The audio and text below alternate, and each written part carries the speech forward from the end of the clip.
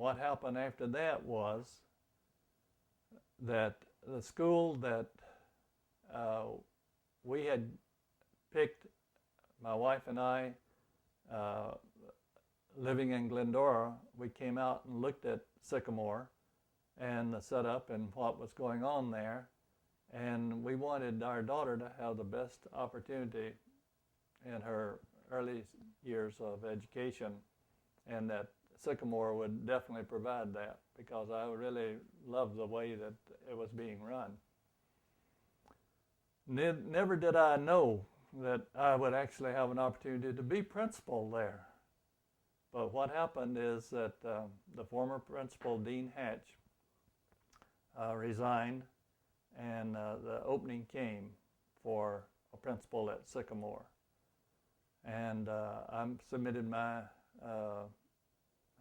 application and let it be known that I really would like to be a principal at Sycamore.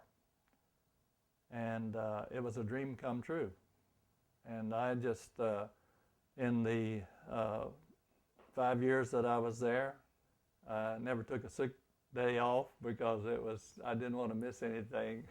Just, I didn't eat lunch until after school was out, because I wanted to be on the playground with the kids and have a chance to get to know them. And I knew every kid's name and their parents' names. And so it was a dream come true, and a kind of wonderful setting for me to experience the things that I had learned that didn't work at Cedar Grove, because I probably could count on one hand the number of disciplinary problems that I had in the 5 years. So that's how I got to Sycamore, and I had the privilege of being there with such a staff that we created a school that was a children's school rather than a school that the children had to fit into. Perfect lead into my next question for you. What were your goals for the children of Sycamore?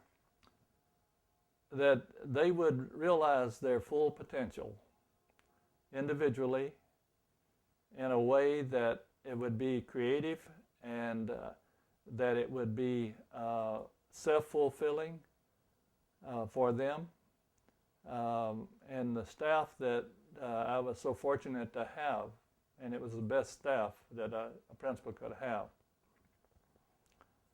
was so open to allowing the democracy to be the basis on which the children had a say-so, and that they would be able to know that they had their own space. We didn't have grades. We had parent conferences. We had multi-grades in each room, so that the older children would help the younger children, and that was the pattern that carried on. It was a school that was patterned after Summerhill, but we didn't know that it was being patterned after Summerhill. It was until later when we found out that one of our teachers, Lenny Katz, had been over to visit Summerhill, and it was interesting to see the similarity. I think that we were known as the Summerhill of the United States rather than just Sycamore, because we had so many educators to come from all over California to visit Sycamore, and we had so many innovative programs going that it was unbelievable that the environment in which children were so happy and so confident that their feelings would be taken into consideration, and that we didn't give grades, as I said, so they were not afraid of failure. There was no failure. They may not have lived up to their own expectations, but they were in charge of determining how much effort they wanted to put into learning, and this is the way it went. Next question for you is, what did the teachers of Sycamore ask of you? Just stay out of their way. Give them the opportunity to be in charge in their classroom, and to supply them with the kind of tools, the kind of materials, the kind of curriculum that they were patterning their class on. And that we had a hard time giving out the state CAT exams. One it was required by the district, but there was a K through 6 class that refused to give it. And it was quite interesting to see how our staff was not afraid to let their independence be known in the district. And this led to some difficulties later on as we talk about the attempt that the school district had of closing the school. That's a good place to enter into the recall. Why don't you tell me the story of the recall? Recall was the attempt to recall the 3 out of the 5 school board members that voted to close Sycamore and caused such a rift in the city.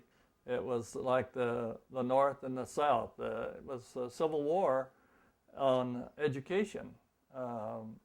We were considered too small.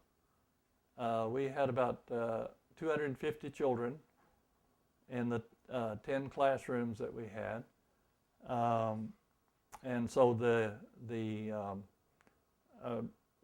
rationale of the school board was that it was too expensive to operate a school for such a small number of students, and they would make this an adult education school and have the children from Sycamore dispersed to the other schools. Well, that just was abominable to me and to the staff and to parents and to a lot of people in Claremont. That school had been in existence for over 90 years, and it was the heartbeat of the center of Claremont. But I think that it probably came about as a result of the president of the school board being challenged by one of the students one time in a school board meeting. And the fact that this student, I think it was Becky Bjork, that stood up and questioned Mr. Taylor about this, or Anderson, I'm sorry, not Taylor, Anderson. Yeah, it was Anderson. On his challenge that justified closing the school. And shortly after that, it was voted by these 3 school board members over as a majority number of the 5 to close the school. And we were organized, and I knew that I was it would be my last year at the school, but I told the superintendent, who also was a former principal of Sycamore himself, Dick Kirkendall, Richard Kirkendall. And Dr. Kirkendall said, you're not going to go along with school boards? And I said, no way. I'm going to fight you tooth and nail. I'm going to organize, and I'm going to get the staff to organize the parents, and we're going to keep Sycamore open. And Jim Cook and a lot of the was the leader of the parents, and he was a good one for that job. Had coffee clutches, and we had different kinds of activities, and LA Times came out and interviewed me and wanted to know why the school was being closed and so forth. A lot of notoriety at that time. And what happened, Brian, was historically the first time in the history of education in the state of California that a majority of the school board members were recalled, and new board members became available, and Sycamore endured, and now is over 120 years old. That's a great story.